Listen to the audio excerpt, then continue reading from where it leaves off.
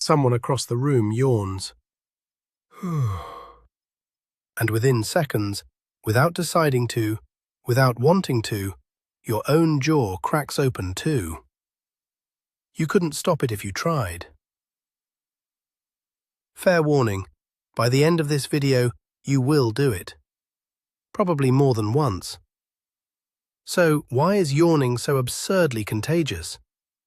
You're not weak-willed. Around 7 in 10 adults catch yawns. Seeing one does it. Hearing one does it.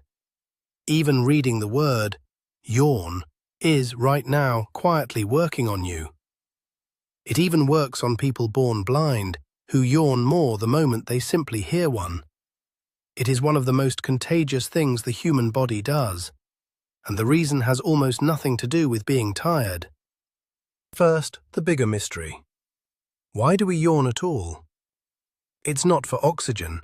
That old idea was tested, and a yawn doesn't change your blood oxygen one bit. The leading answer is far stranger. A yawn cools your brain.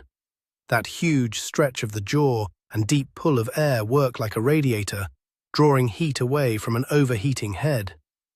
It's why you yawn at the edges of sleep, when you're bored, when you're stressed, the moments your brain runs hot and needs a reset.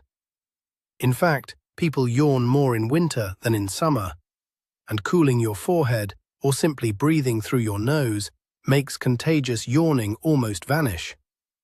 So why would you catch someone else's? Because your brain is a relentless copier.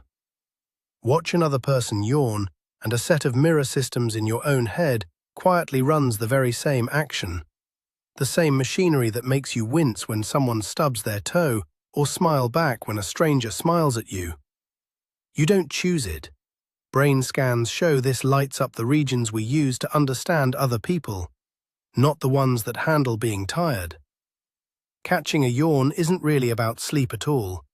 It's about other minds. And here's the lovely tell. The closer you are to someone, the more easily you catch it.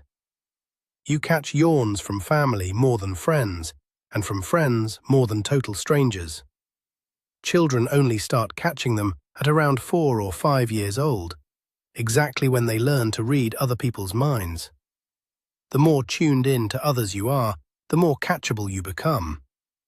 People who score higher on empathy tend to catch them more readily, though in fairness, scientists still argue about exactly how tight that link is.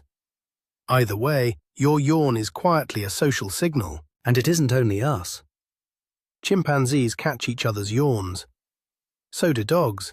In fact, your dog can catch a yawn straight from you. Even budgies, little parrots, have been caught doing it. This reflex is ancient, and it's shared right across the animal kingdom, which is a very strong hint that it is actually for something. And the best guess is this: synchronization.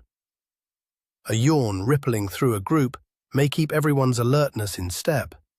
When one member's vigilance dips, the shared yawn nudges the whole group back into the same state. Picture a herd dozing on an open plain. One animal stirs and yawns, the yawn rolls down the line, and in a moment the whole group is a notch more awake. No leader required. Drowsy together, alert together. A group that sinks survives. Contagious yawning may be one of the oldest forms of teamwork on Earth. So the yawn you can't hold back isn't laziness, and it isn't really about sleep.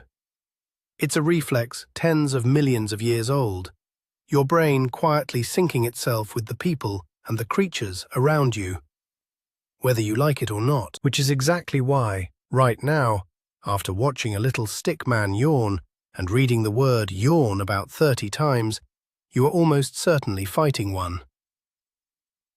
Don't bother. You're going to lose. If your body doing things entirely without your permission is your sort of mystery, you'll love the next one, on why you get goosebumps even when you aren't remotely cold. Same channel. Same nervous little man.